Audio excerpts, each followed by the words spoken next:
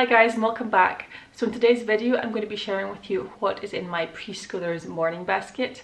If you don't know who I am, then my name's Abigail. I have a son called Samuel who is 3 and a son called Noah who is coming up on 1 very shortly. And so today's video is going to be what is in my older son's morning basket.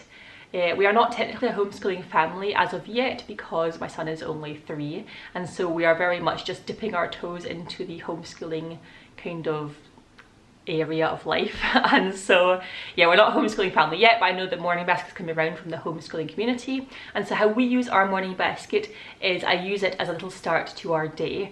We don't do any kind of schooling throughout the day, so this is the most school that he really does throughout the day.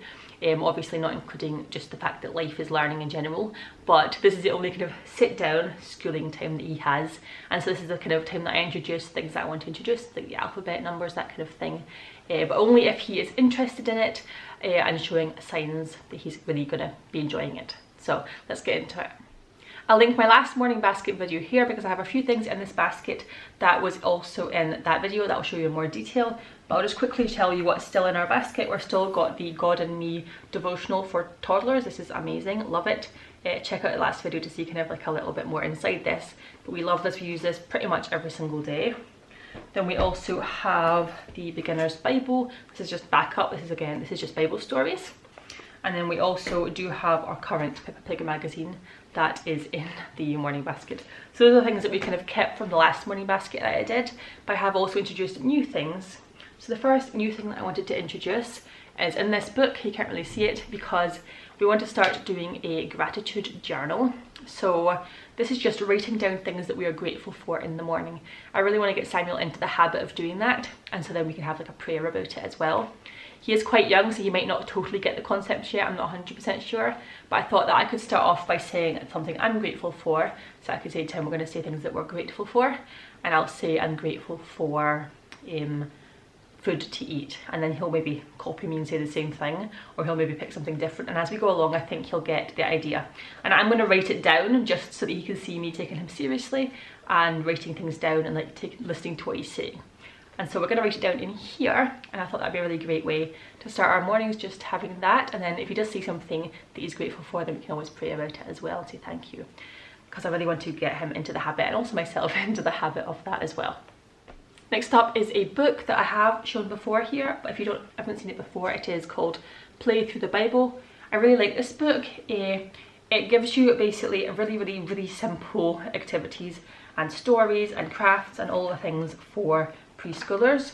I really like it, but Samuel's not massively into crafts and I don't often have the time for the activities, so I kind of put it to the side. I wasn't as into it, but I thought I'd just bring it out because Samuel has been singing the songs actually that I did with him a long time ago from this book, and he sings the songs still sometimes, so I thought he's really enjoying the song section. So we're going to bring back the song section, and then I'm also going to bring back there's a bit of a guided discussion at the start, which I think he's a good age for now, where it kind of asks questions based on a Bible story. So I think some mornings we're going to go into our Beginner's Bible, read the Bible story from that, for example Joshua, and then I'll go through the guided discussion and ask him the questions about the story, and then I'll probably just do the little song with him, and that'll be the kind of total sum that I'm using this book, probably this for the next few months. But it is a really great book if your child is into crafts. It gives you some really great, very simple crafts, which I really enjoy, because crafts don't always completely engage kids, especially if they are quite hard, but they're very simple. So I really do rate this book. I think it's great.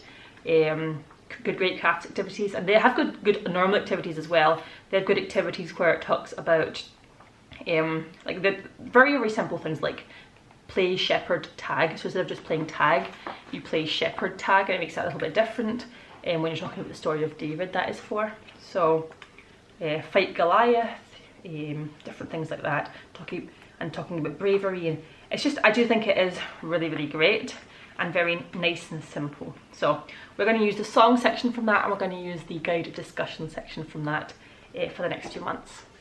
Okay, we are also dipping our toes into kind of numbers and what letters look like as well.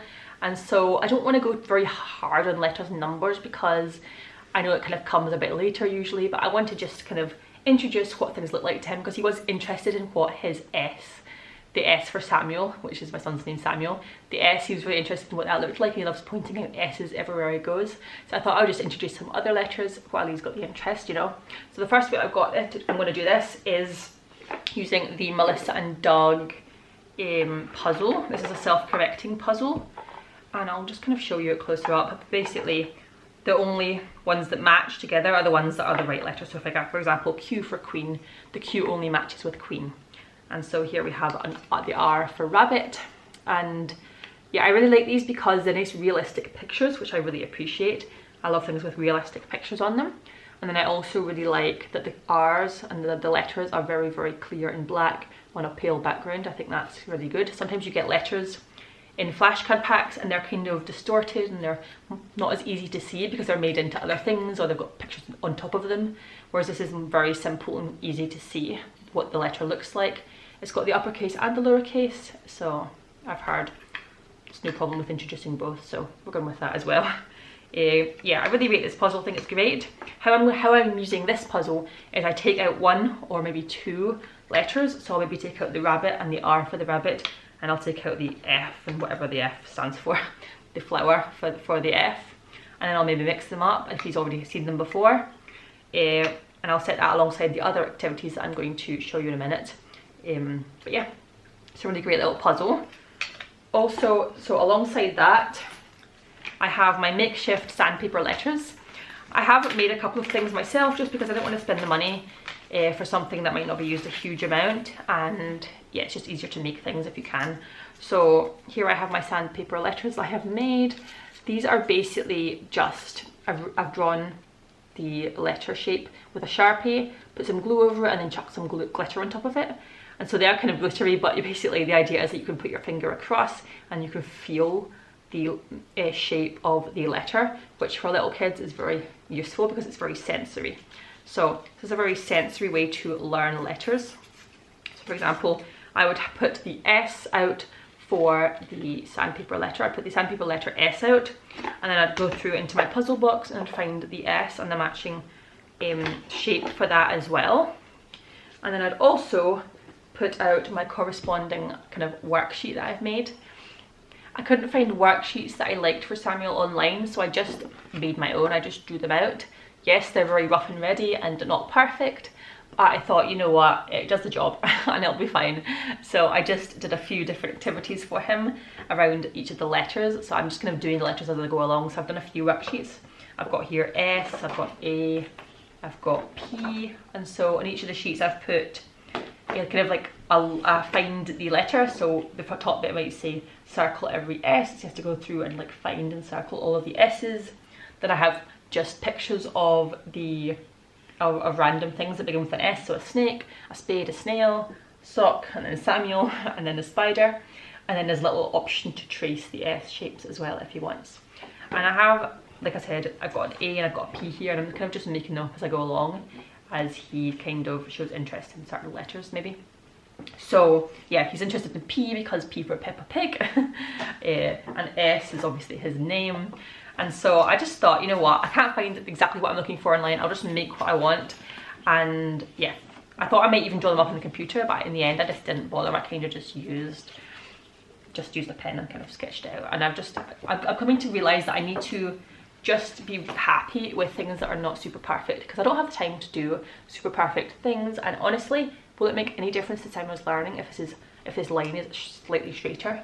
No, it won't. So I'm trying to make myself feel better about that. That these are fine because they do the job. So I made some little worksheets that we're going to do, and like I said, the idea is I'll have the S for Samuel, the letter S worksheet out, and then I'll have the sandpaper letter out next to it, and then I'll find the corresponding S one, like the S shape, and the S puzzle next to it. I know these are not S, but the S puzzle next to it, and that's kind of a little kind of set. And I'll just probably lay it out on the table the night before. I've introduced some of these elements with him, but I've not introduced all of them yet. I've introduced them kind of separately, so I think I'm going to combine them in my morning basket, and I'm going to lay them out the night before, all the corresponding bits, and then just see if he wants to do them, and if he doesn't, that's fine. But he has a choice, and he has been quite interested in looking for letter S's everywhere, so I thought maybe we could do it with P's for Peppa, and kind of look for P's and see if he wants to do that, because he has been showing a surprising interest. The next thing I have is a counting activity. So Samuel is pretty good at counting from 1 to 10 now. He's pretty consistent at counting 1 to 10, and he does know what it means because I'll say how many fingers am I holding up, and you'll count 1, 2, 3.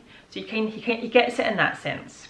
So in this little pouch I have a few different kind of additional resources to go along with that. I do have these sandpaper numbers. So like I said, I've just made my own sandpaper letters, but you have, for some reason I have these sandpaper numbers that I found in a box. So these are just the same, but obviously made better. So you can feel the number shapes, the shape of the number with these ones. But I'm not so concerned about that as him actually getting a kind of idea of counting. So in here I have loads and loads of pouch lids, which is going to be our kind of manipulative, as they say. They're going to be our little thing that we use to physically see the numbers.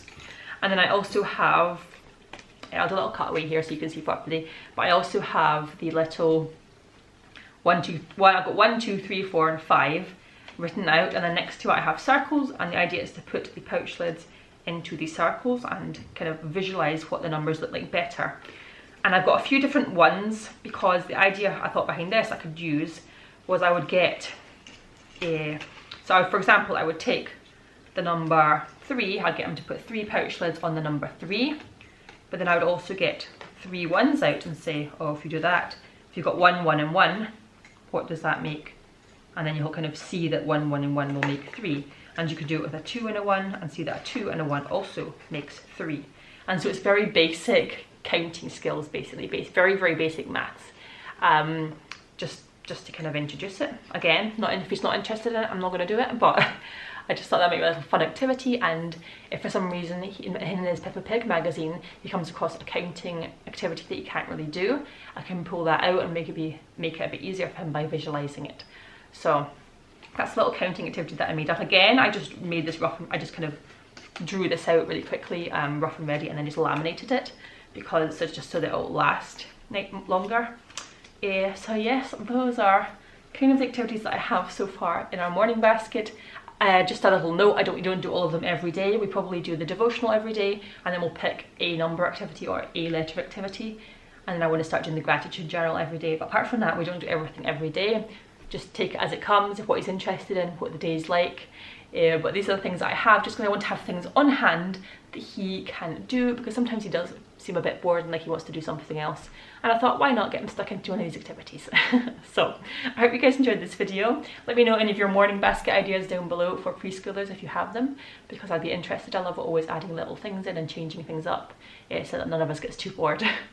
And so that's the end. I'll see you very soon in my next one, guys. Bye.